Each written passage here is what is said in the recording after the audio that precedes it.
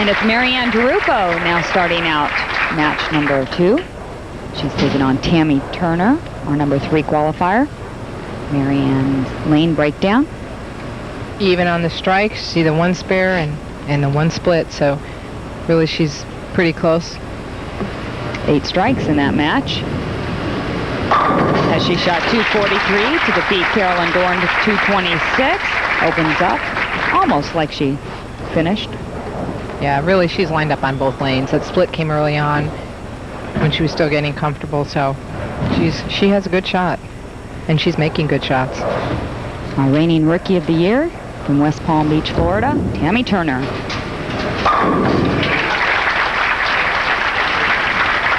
She opened up with that big shot right there. Tammy has a very powerful game. Ball's about waist high. She's brought it in tighter to her body, elbows tucked. She has a 5-step approach. Watch, she's loaded the line all the way through. Look at that backswing. Well overhead high. A lot of ball speed. Good finish position. Good knee bend. And a light hit for the double. Jan, both of these players have been compared to each other, and actually I've heard people in the industry talk about their releases and they've said that this is the release of the future for the women and the power players. Do you think this is true? I still think there's a place for all types of releases. I think that a lot of the new kids coming up are going to learn this type of release because it's taught a lot more, but on many lane conditions, it's still an advantage to have a nice roll on your ball instead of the spin and hit that these players generate. And Marianne coming up light. Well, you think about the past players, the Judy Sutars, the Betty Morrises, the Cheryl Robinson. I mean, the way they bowled versus the ladies that are coming out nowadays, and it's so different. The Leanne Barrett, you know, how much she can rip the cover off a ball, and then these two ladies. Yeah, it is changing. It's definitely changing. But I think those other players, if they may have to practice a little more because they're going to have to be more accurate. They can't create the area that these players can. But if they're willing to put in the hard work and effort, I think that they'll have their day. It won't be every week, but they can score on a lot of the conditions out here. Well, that's true. You look at players like Carolyn Dorn and Kim Adler, very straight shooters. Right, Marianne Dirupo. Strike spare. Strike. Frame number 3. And you mentioned Betty Morris. We wanted to congratulate her. She's been inducted into the Samstown Ladies Pro Bowlers Tour Hall of Fame. New Hall of Fame that we have just begun this year. Is that correct? That's right. And along with that, also Shirley Garms was another inductee. Is that correct? Yes, she was. Average this week for Tammy-Turner, 215. 6 pins. Sits in the channel. She shakes her head when she walks back. Both of these ladies, you know, something about their releases, both of them love softball. Tammy-Turner, one of her hobbies was softball, and also Marianne Dirupo was a fine softball player, almost played like a semi-pro league in South Carolina. And both of these players generate a lot of speed also. Yeah, Tammy Jane falls there to shoot the spare. Yeah, they're both athletic players. Very strong, although Tammy does have a shoulder injury right now, which has hurt her as far as her strength is concerned. She has tendonitis in the shoulder, and she's had to do some weightlifting, and all that does is maintain a minimum strength. She hasn't been able to build it. No problem with the shot in the 4th frame.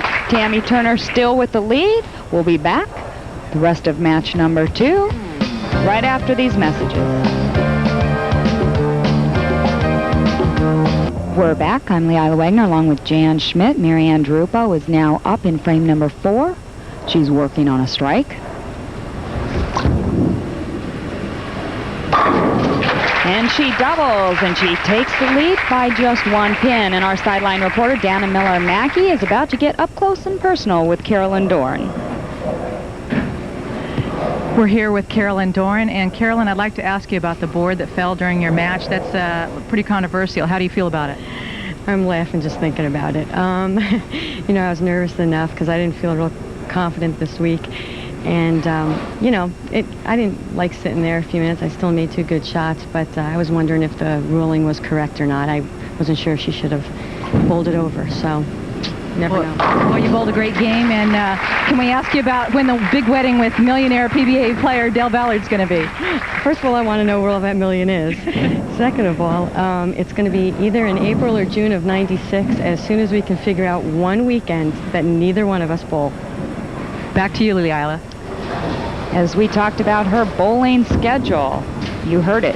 One weekend if they don't bowl. Tammy-Turner, wow, slices the rack head pin back off the wall and spinning. That was a great shot.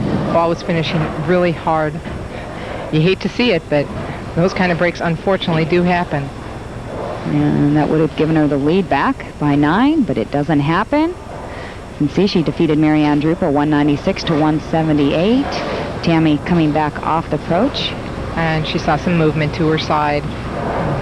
Over where the players were just interviewing, where Dana had just done her interview, they were moving some of the things off of the approach.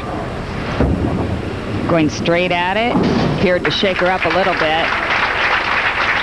And it's a good thing she made that, because that's a tough thing to overcome. If you get distracted and you miss a spare because of it, it would be tough to overcome. And she backed off. She did the right thing, so she should have been regrouped, so it really shouldn't have cost her anything. Trailing right now by 11 pin. Wonderful amateur career. Heard her say, come on. She was the 92 Bowling Writers Association Amateur of the Year. Also a Team USA member in 93, and she opted not to bowl the team in 94. She wanted to join the tour. That's right. She decided to come out here and hopefully have a good year and start making money, and that she did. Player that never really thought about bowling professionally for a long time. This lady right here, Marianne Dirupo, even though she started bowling when she was just 7, she thought about going in different directions. Got her degree in physical therapy or athletic training, that type of thing. She said she watched people like Lisa Wagner win, and she always had a love for the sport, but said maybe someday I'll get out there. She's done very well. That ball was a little inside a target. She had a little more conditioner than she had before. And she converts the 2-4-5.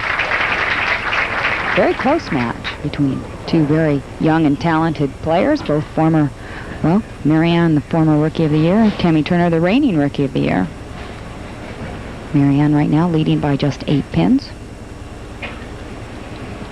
Marianne, I mentioned earlier that she's been trying to do something for when she doesn't score so well on the heavier oil condition, longer patterns. She's trying to generate a little more roll on the ball, stay behind the ball with her hand a little bit longer instead of getting quite so much spin. And it seems to have worked this week.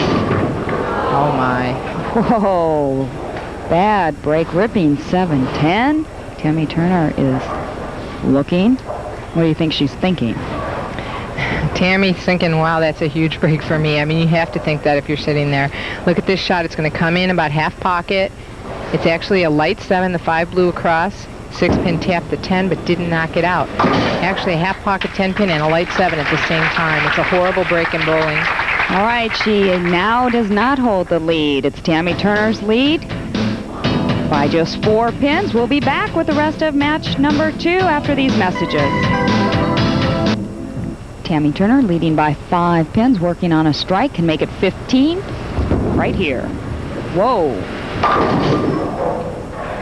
Wow. Outside of target a bit, huh? She definitely lost that ball. It was off of her hand too soon. She wasn't even rotating around it. Do you think the commercial break had anything to do with it? It could have. She might have got a little sweaty. You can see it just came off early. And obviously hitting the out-of-bounds area out there. Which makes it look even worse because it hits that conditioner and just keeps going right. A little bit of disgust. Exactly. See the disgust? Oh, my gosh. Does not convert the spare now. She's shaking her head. Really, after that 7-10 by Marianne Dirupo, I thought Tammy-Turner was just going to jump on that. Right. It was a good break for her, and I'm surprised to see her go up and do that. But sometimes when, you get that break and it is warm out there under the lights, she may have just lost the ball. Tammy struggling a little bit here in her sophomore year. Has cashed in just half of the events. Jan, is that due to that injury you were talking about earlier? Well, I think that could have something to do with it. You know, she has the tendonitis and also an impingement or a weak joint. That was that shot. Come on, come on. Yep, come on. She knows she needs it now. And getting back to that, it has caused some tendonitis down the arm, into the elbow area. So anytime when you're a power player like her and you lose some strength in your arm, it has to affect you a little bit. All right, now Marianne Dirupo hitting light, 245 again. And all of a sudden, players that were striking at will have now changed a little bit. Maybe the conditioner's carrying down a bit, coming up a little light. But with the length of the conditioner being as long as it was this week, was that change just gradual like we are seeing now? It wasn't very drastic, No, it was kind of gradual carrying down. But again, it was hard to tell because we move a pair so quick. Mm-hmm. You don't know if it's carrying down or if it's just the pair you're on. All right, Marianne Dirupo leading by 9, but Tammy-Turner working on the strike. Once again, match number 2, just about as close as match number 1. Scores a little lower, though. Last title, May of 1994, in Omaha, Nebraska. Oh, and the 10 was the last to go. That was a big shot to set that up. She did that in the 9th frame last game as well. This was Marianne's shot, ball entering the pocket, 10 a little late to go, but the 6 tapped it out just enough. The 8 and the 10 actually fell in unison, but it wasn't that type of shot. Whoa, run away to the left. Tammy-Turner's hands go up in the air. It almost looks like she just completely changed line. She went inside, but it's getting a much earlier hook. Yeah, I don't think she meant to go that deep with that shot. I think she pulled that quite a bit. And it could have been a reaction to how far she let the ball out last time. Well, she did that on that spare when she shot. Left, it just took left. Well, that double there gave her a 1-pin lead. That was huge, so now she can shut her out with all 3 strikes. No problem with lane 27. I'm sure she says, hey, I am glad to be off of lane 28. Yeah, she was pretty disgusted with herself. Look at, she's trying to pump herself up. Come on, make good shots. 2 more strikes, and she'll close Marianne out.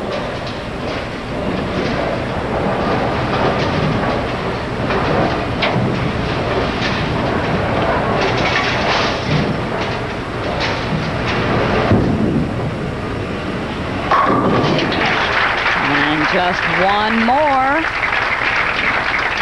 Tammy-Turner with 1 national title, came in her rookie season.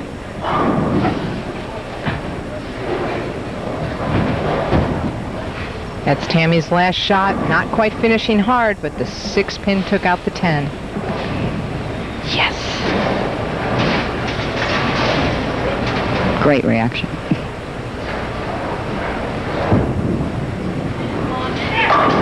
Oh my, all 3 to win.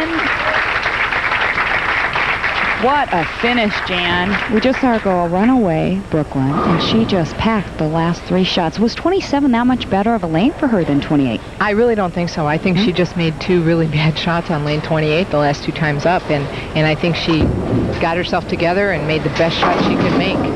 All right, Marianne Dirupo finishes up in 4th place, takes home a check of $2,850.